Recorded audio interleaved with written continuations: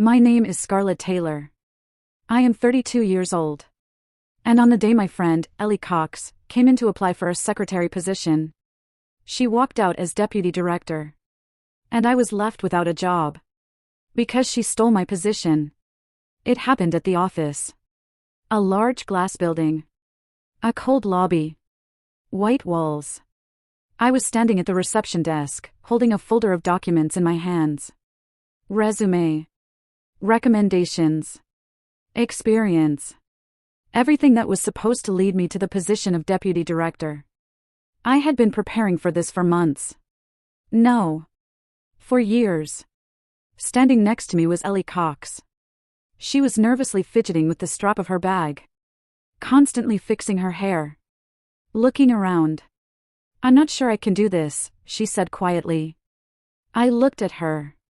It's just a secretary position, I said calmly. You'll be fine. She nodded. With relief. Thank you for coming with me. I smiled faintly. We agreed, remember? I remember that conversation. She called me a week earlier. Said she wanted to try to get a job at the company. That she was afraid to go alone. That she needed support. I agreed. Because she was my friend. And because I had already gone through this process myself. I knew how everything worked. I helped her put together her resume. Showed her how to behave during the interview. Told her what questions they usually asked. What answers they expected. She listened carefully. Took notes. Nodded. I never would have managed without you, she said then. And I believed her. Because I had no reason not to. The door in the lobby opened. A man in a suit stepped out of the office. Scarlett Taylor? I stepped forward. Yes. Come in. I looked at Ellie. She squeezed my hand. Good luck. I nodded. And followed him. My heart was beating calmly. Steadily. I knew why I was there. I knew I could do this. I walked into the office. Sat down at the table. Answered the questions. Clearly. Calmly. The way I had done more than once before. I talked about projects. About decisions. About the team. About results. About how I saw the company's future development. I felt that everything was going the right way. When I came out, Ellie immediately stood up from her chair. Well. I exhaled slightly. It went fine. She smiled. Relieved. I'm next. I nodded. Just be yourself.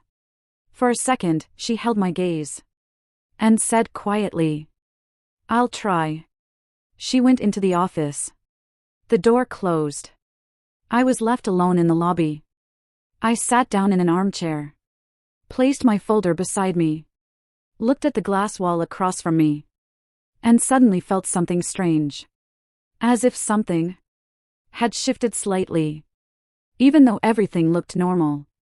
I waited. The minutes passed slowly. 15. 20. 30. I looked at my watch. Too long for a secretary interview. At last, the door opened. Ellie came out. But she already looked different. She wasn't fidgeting with her bag. She wasn't hiding her eyes. She was walking confidently. Calmly. As if she had just gotten what she came for. I frowned. Well. She stopped in front of me. For a second.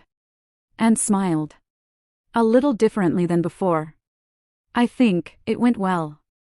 I looked at her. And for the first time, I felt something strange. Too calm. Too confident. Not for someone who had been afraid even to walk into the office. But back then, I still didn't know what had happened behind that door. We left the building together. The glass doors closed softly behind us. It was cool outside. I took a deep breath. As if only now I was coming out of the tension. So, tell me, I said, looking at Ellie Cox. She was walking beside me. Evenly. Calmly. Too calmly. Oh, nothing special, she replied. Just the usual questions. I frowned. They kept you in there a long time. She shrugged. Maybe they just wanted to get to know me better. I nodded. Logical. But inside, that strange feeling was still there. As if something didn't add up. We reached the parking lot. I stopped by my car. How are you getting home? Taxi, she said quickly. Too quickly. I looked at her more closely. Are you sure everything's okay? She smiled. Yes. A pause. And thank you. She said it softly. But there was something new in her voice. Barely noticeable. At the time, I didn't pay attention to it. I just nodded. Let me know what happens. Of course. She turned around. And walked away. I got into the car. Placed my hands on the steering wheel. And replayed the whole day in my mind once more. The interview. The questions. The answers. Everything had been right. Everything had gone the way it should. I even let myself think that maybe this time it would work out. My phone vibrated. I looked at the screen right away. A message from an unknown number. I opened it. Thank you for coming in today, Scarlett Taylor. We will contact you shortly. I exhaled. Calmly. Standard. I started the car. Drove home. That evening, I was sitting at the table. My laptop was open in front of me. Tabs open. Work notes. I was trying to distract myself.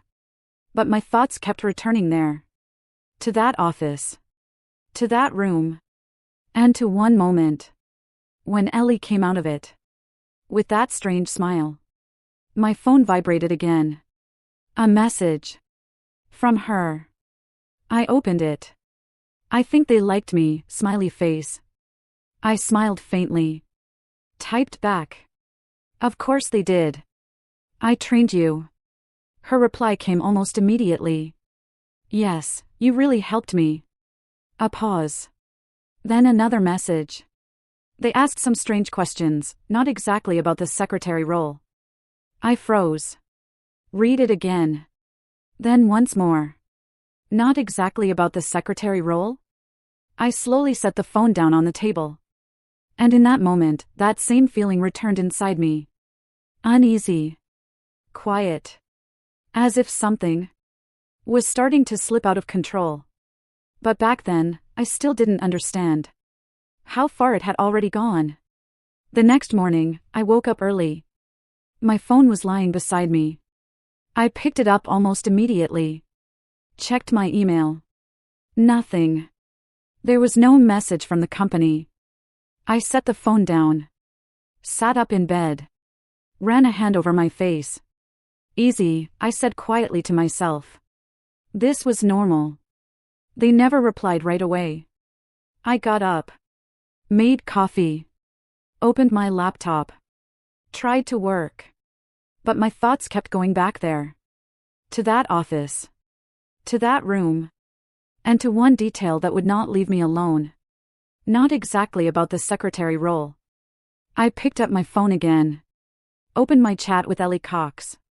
Read her message again. And suddenly remembered the way she had acted the day before. The way she looked. The way she spoke. The way she came out of that office. Too calm. Too confident. I quickly typed. What exactly did they ask? The reply did not come right away. About 5 minutes later. Oh, just about experience, about management, about decisions. I froze. Read it again. Once more. Management? I slowly felt cold rising inside me. Those were not questions for a secretary. I typed.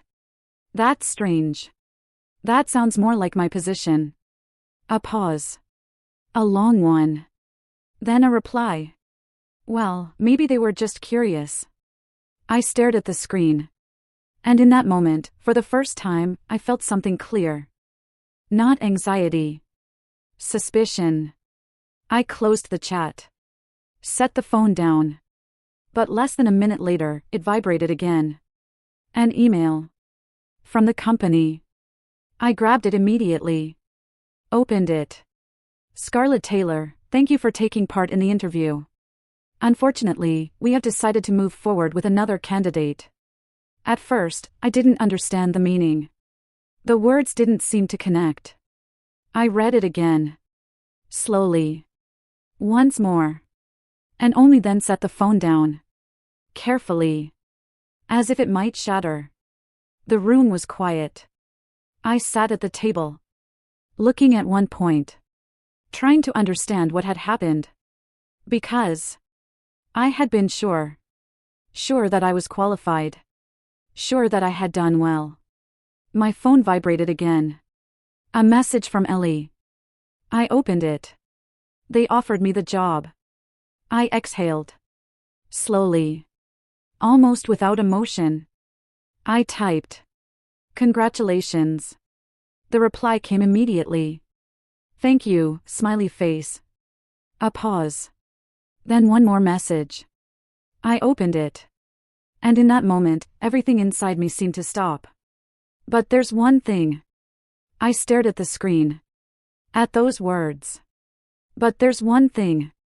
My fingers froze above the phone for a second. Then I typed. What? The reply did not come right away. A few seconds. Then. It's not exactly the position I came for. I felt something inside me tighten. What do you mean, not that position? I quickly typed. What do you mean? A pause. And then the message came. Short. But it made everything inside me turn cold. They offered me the deputy director position. I stopped breathing. For a second. I just stared at the screen. As if the words might change. As if I had read them wrong. But no. They stayed the same. I slowly lowered the phone onto the table. And stared at it. In silence. The picture in my head began to form. Slowly. Clearly. Without emotion. Her. In that office. The questions about management. Her confidence. Her calmness. I picked up the phone again. Typed. That was my position. Her reply came almost immediately. I know. I froze. My fingers tightened slightly.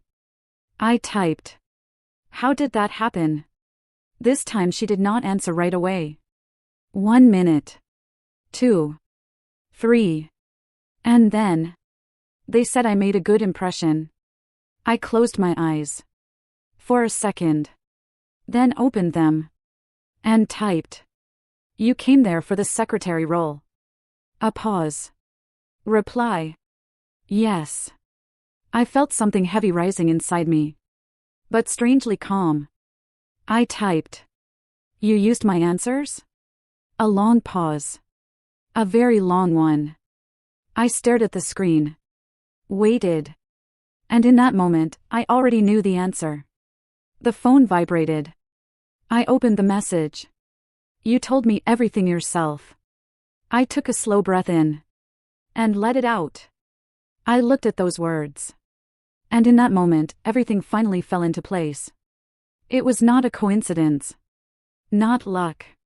Not an accident. She had not just passed an interview. She had taken what I had been working toward. Using everything I had given her. I typed. You weren't going there for the secretary job, were you? A pause. The reply came short. Calm. I took my chance. I stared at the screen. And suddenly, everything inside me became completely still. Because in that moment, I understood one simple thing. She had not just gotten a job. She had taken my place. I stared at the screen for a long time. At her message. I took my chance. And in that moment, I suddenly understood one thing. She was not even trying to justify herself. Not trying to explain. Not trying to pretend she was sorry. It was said so. As if everything had happened the right way. As if that was exactly how it was supposed to happen. I slowly picked up the phone. Stood up from the chair. Walked to the window. Outside, it was just an ordinary day. People were hurrying somewhere. Cars were moving. Someone was talking on the phone. The world kept going. As if nothing had just collapsed for me. I looked at the screen again. And typed. You knew it was my position. The reply came quickly. Yes. Short. Without emotion. I felt something inside me finally let go. Not pain. Not anger. Something else. Coldness. I typed. Why? This time, she did not answer right away. 1 minute. 2. And then. Because you would have gotten it anyway. I froze. Read it again. And I realized that if I didn't take the chance now, I would never be on your level. I slowly closed my eyes. For a second. And suddenly, moments started flashing through my mind. The way she listened. The way she took notes. The way she asked questions. The way she said, I never would have managed without you. I opened my eyes. And for the first time in all this time, I allowed myself to say it out loud. Quietly. Almost in a whisper. You planned all of this. The phone vibrated again. A new message. I opened it. I just took my chance. And thank you, smiley face. I stared at those words. At the smiley face at the end. And in that moment, everything inside me went completely quiet. Because everything became clear. She had not just taken the job. She had taken everything I had been working toward. Using me. My knowledge. My experience. My effort. I slowly exhaled. And typed one final message. You didn't take a chance. A pause. I looked out the window. Then back at the screen. And added. You took that chance away from me. I paused for a moment. My fingers hovered over the keyboard. And then I typed. And you took my career. I pressed send. And set the phone down on the table. Not expecting a reply. Because it no longer mattered. I stood by the window. Looking at the city. And for the first time in all this time, I felt not emptiness. But clarity. Because in that moment, I understood one thing. She could take my position. But she could not take away who I had become. And this time, I was not going to stay where I was.